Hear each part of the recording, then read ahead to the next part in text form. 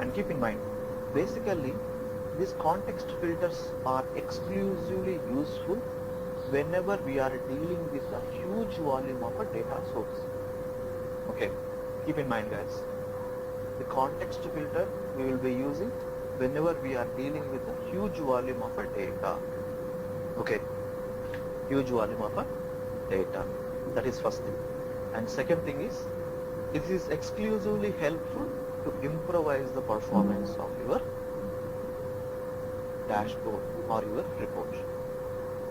So context filters are helpful to improvise the performance whenever we are dealing with huge volume of a data. Now here we go. Look at this. If you are applying filters to a large data source, you can improve the performance by setting up context filters. Okay? So what does it mean indirectly or directly, whatever it is? Okay. What is the understandable point here? Yes, context filters are helpful to improvise the performance. Fine. Okay. Now look at the scenario. So this is what a normal filter guys. Let's say you have a table guys called region and corresponding sales and some product IDs. Okay. So south, north region and corresponding sales and product IDs, something like this. Okay. Now I'm applying one filter called filter 1 is what? Let's say region is equal to south, which means you are applying a filter on this particular table, that is filter 1, that is region is equal to south. So what will happen? It will ignore this north result, isn't it? So it will show you only south related values, right? So if you apply a filter that is filter 1, that is region is equal to south, it gives you the south, isn't it? Now on the same table, if I apply another filter where top 2 PIDs in the sense top 2 product IDs or something, whatever it is. Okay.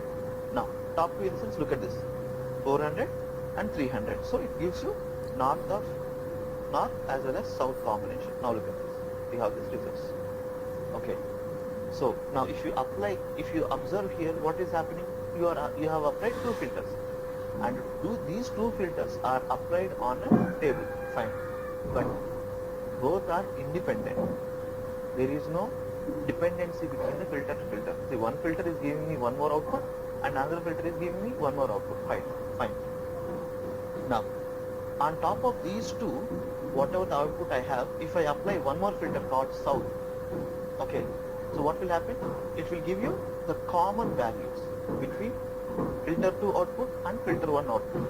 So what is the common value in between these two? Tell me guys, what is the common value? This is the one. So now do you think that this actual functionality is working here? No, because the filters are independent on each other. Okay, because every time whenever you apply a filter, every time it is hitting the row by row, every row in a database level, whatever is the table. On the same table, I have a filter. On the same table, whatever I have it, I have the same table. Now on this filter, on this particular table, I am applying a filter of region is equal to south. So what will happen? It gives you only the region which is equal to south related okay, values. Fine. Now if I apply a second filter, what will happen, So here, whenever I apply a filter 1, what will happen, a temporary table will be created at a W level. A temporary table will be created at a W level. And those W temporary table will have the values which is stored at your repository level, which is equals to region is equals to south. That is a temporary table. And those temporary table is going to store it in a repository level. And those, okay, and now if I apply again another filter, that is top 2 IDs, what will happen, That particular second filter, it is not going to hit the table. It is going to hit the temporary table and it retrieves the corresponding values from that temporary table. Now, in between these, what is the top 2 PIDs? That is 400 and 200. So it will give you output. So which means what is happening? Only for first time it is hitting the data source, and for second filter onwards it is hitting the temporary table. If you are going ahead with the normal filter, okay, let me put it this way. If you are applying the filters to a large data source, we can improve the performance by setting up a context filters. Fine. Now look at this. A context filter is applied to the data source first. Okay. it is applied. See, this is the data source. I'm going to hit for the first time. It is what? Context filter. And then the other filters. What is the other filter here? Top 2 IDs. So the other filters applied only on the resulting records of the output whatever you have applied of filter 1. So which means what is the case? The second filter whatever you are going to apply, it is not going to impact on the table. It is going to impact on the results of the filter 1. Now look at this. I'm going to apply filter 3. Okay. Example. Okay. So filter 3 is what? Let's say. Okay. Let's say sales is equals to 200. Okay, example. So what would be the output I will be getting it, guys? This is the output, isn't it?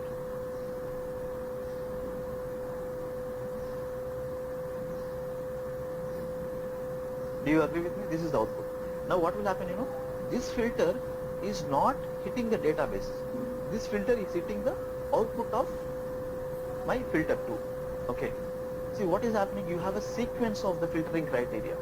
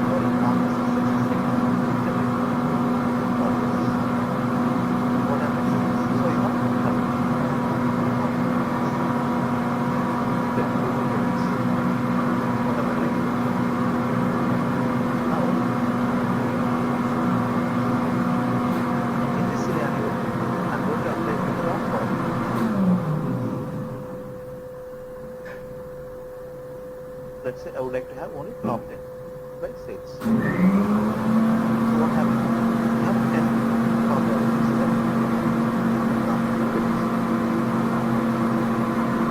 These values will come. Two values from office and then higher 5 years.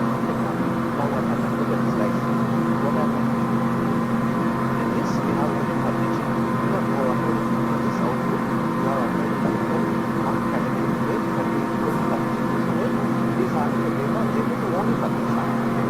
Now shift is having more product names. There you are trying to say top 10 product names. Okay. Now look at this, guys. Now what will happen if I apply both filters, these filters together in a single sheet? What will happen, Tell me, guys, what will happen? So this is what normal filter. What will happen? The common values between output of filter 1 and output 2 filter. Right? The common values will come in picture. Do you agree with me?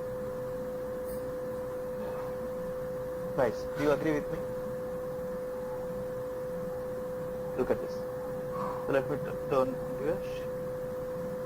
Now look at this. Let me, what am I going to do? Let me duplicate this sheet, not an issue. Let me duplicate it. Now look at this. Product name, you have top 10. Fine. Now, category is what? Look at this. Category is what? Now look at this. At this moment you have what? Furniture, office supplies and everything. Now, I'm going to refer only furniture. So what happened? The common values between this filter output and this filter output, you have it, isn't it?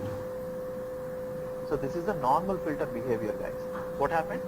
This is the normal filter because it has given the common values between the filter 1 output and filter 2 output. So this is what. Do you agree with me here?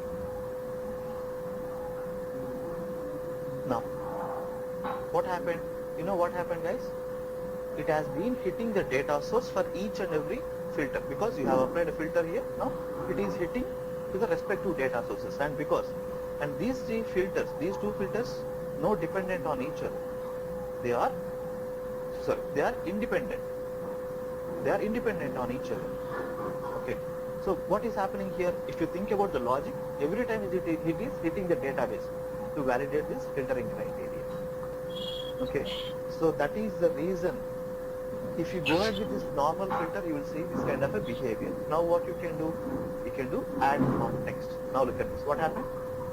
If you add context, what happened? Top 10 products. Do you agree with me? See, 3, 6, next 4, 10. So now it has given me the top 10 products which are common to the furniture only, because you are trying to retrieve only furniture related values. That is the reason. So this is what. So what I did here, simple. I have applied add to context. That particular element, whatever I have it, I have simply added it to the context. So that instead of, so what happened, you know? Now the second filter, what is the second filter? That is what? Top 10 products. See here, what is the second filter, guys? Top 10 products. Okay. That is applied on top of the output of the filter one. So that is what you're supposed to think in that perspective. So now in this case, the filters are dependent on each other. Now look at this. If I remove them from the context, what will happen? You have only 3 results. But when you apply add to context, what will happen? The product names, whatever you are having, the second filter, okay, is going to applicable on the output of parent one. So this is the reason. Right, guys. Now you have category is equal to furniture, and you have top 10 products as well. So this is what. Your company is the context and product or category? Category. I have applied on category, not on product. Okay. Okay, let me show you with another example. Okay, guys, are we good so far with this? I know that it is bit different when you compare it with the other one, guys, but this is the logic you have to understand. Okay, so imagine that I have applied a filter of category that is equal to furniture. That output, okay, is going to store in a repository level as a temporary table, and on that temporary table, the product name where top 10 results is going to be applicable. It is, the second filter is not going to hit the database. The second filter is going to hit the output of my filter one, which is storing at a repository level, which is a temporary table. Right. And you never ever see this kind of a logic in the traditional tools. Never. You don't have this concept altogether. Of course, you do have it, but you have to deal with the concept of, I can say like, customization will be required. But here it is not like that. Okay?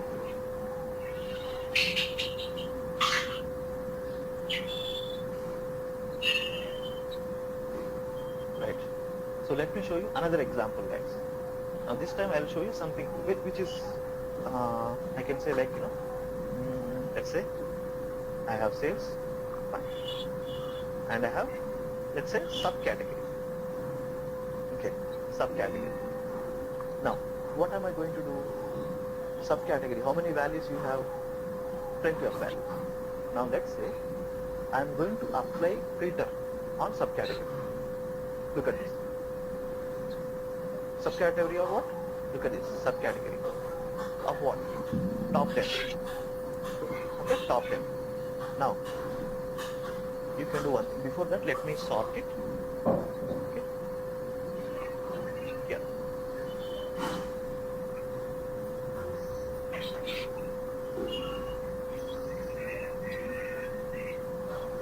That's fine.